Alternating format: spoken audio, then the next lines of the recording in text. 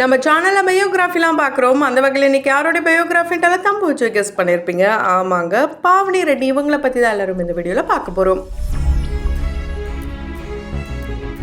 இவங்களை பற்றி பார்க்குறதுக்கு முன்னாடி இது வரைக்கும் யாரெல்லாம் நம்ம சினி சமூகம் சேனலை சப்ஸ்கிரைப் பண்ணலையோ அவங்க எல்லாரும் மறக்காமல் சப்ஸ்கிரைப் பண்ணிட்டு பக்கத்தில் இருக்க பெல் ஐக்கானையும் மறக்காமல் ப்ரெஸ் பண்ணிடுங்க. பாவனி ரெட்டியே நமக்கு ரொம்ப நல்லாவே தெரியும். அதாவது சின்ன திரை நடிகையாக இருந்து வெள்ளித்திரைக்கு போய் செம்மையாக கலக்குனாங்க.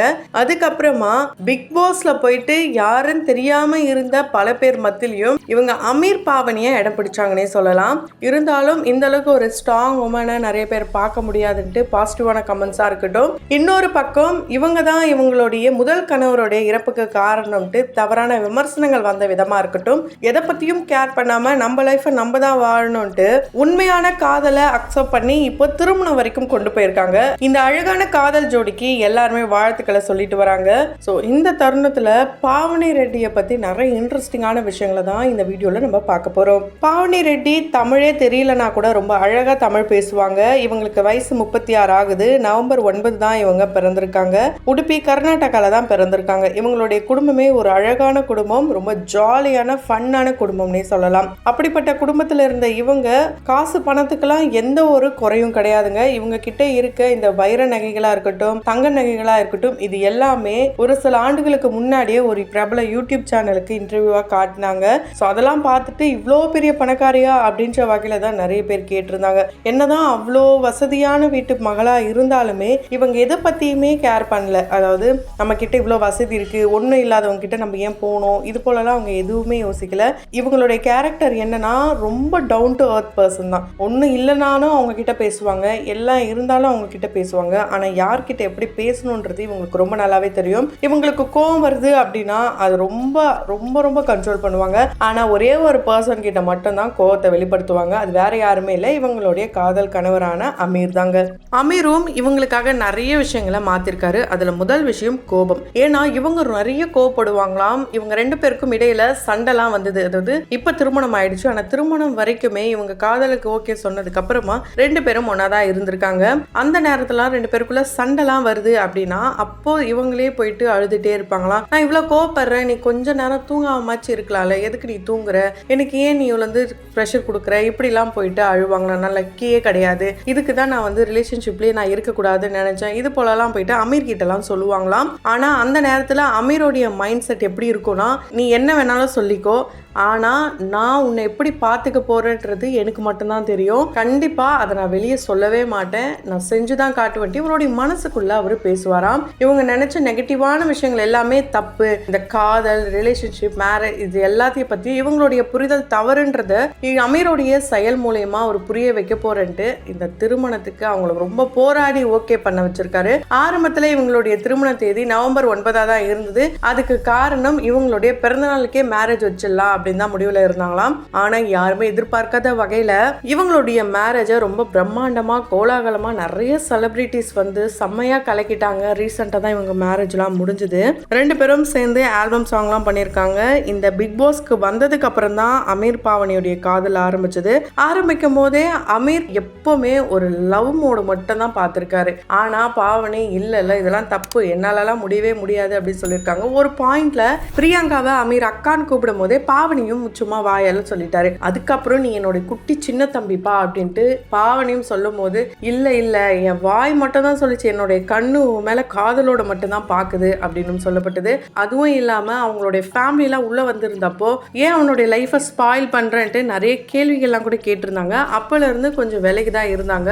நமக்கு இதெல்லாம் தேவையில்லை, நம்ம பிக் பாஸ் விட்டு போனதுமே யூஎஸ்க்கு ஓடிடணும், அங்க போயிட்டு நிறைய படிக்கணும், நல்ல ஜாப்ல இருக்கணும், அதுக்கப்புறம் நல்ல ஒரு லைஃபா வாழணும், அதாவது சிங்கிளாவே வாழணும் அப்படின்ற மைண்ட் செட்டோட தான் இருந்திருக்காங்க. ஆனா இந்த எல்லா மைண்ட் செட்டையும் அமீரோடைய காதல் மூலமா மாத்திருக்காங்க. ஒரு காதல் நினைச்சதுன்னா கண்டிப்பா எல்லாத்தையுமே மாத்தும், காதலுக்கு கண்ணிலை அப்படின்னு சொல்லுவாங்க. அது இவங்களுடைய விஷயத்துல ரொம்ப நல்லாவே நடந்திருக்கு. ரொம்ப பாசிட்டிவான விஷயமா தான் நடந்திருக்கு. ஏன்னா ஒரு பெண்ணுடைய வாழ்க்கையில இவங்க செலிபிரிட்டியா இருக்கிறதுனால இதை பெருசா பேசுறோம். ஆனா ஆனால் சாதாரண பெண்கள், அதாவது நடைமுறைக்கு இது சாத்தியமானு கேட்டால் சாத்தியமான விஷயம் தான். அது உலகம் என்ன பேசும், ஊர் என்ன பேசும், அந்த 4 பேர் என்ன பேசுவாங்க அப்படின்னு இந்த சுற்றி இருக்கிறவங்களுக்காகவே பெண்கள் வாழ்ந்து வாழ்ந்து பழகி பழகி சில விஷயங்கள் அவங்களுக்கே விருப்பப்பட்டாலும் மற்றவங்களுக்காக செய்ய தவிர்க்கிறாங்க. அதே தான் ஆரம்பத்தில் பாவனியும் பண்ணியிருக்காங்க. அதுக்கப்புறம் எல்லாருடைய சம்மதத்தோட இந்த திருமணம் நடந்திருக்கு.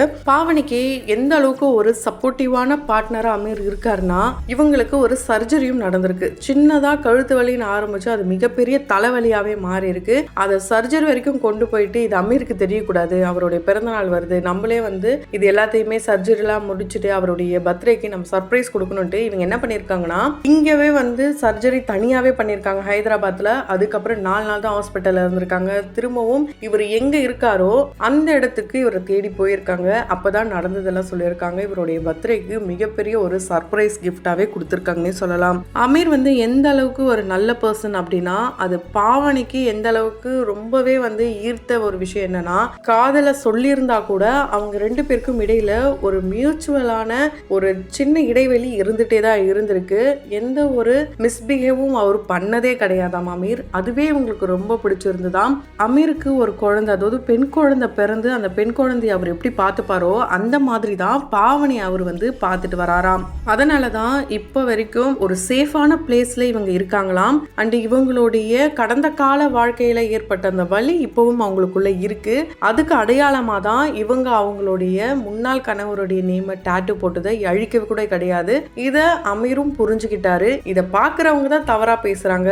ஆனா வாழப்போற அவங்க 2 பேருமே இதை பத்தி ரொம்ப பெருசாலாம் நினைச்சு கூட பார்க்கல.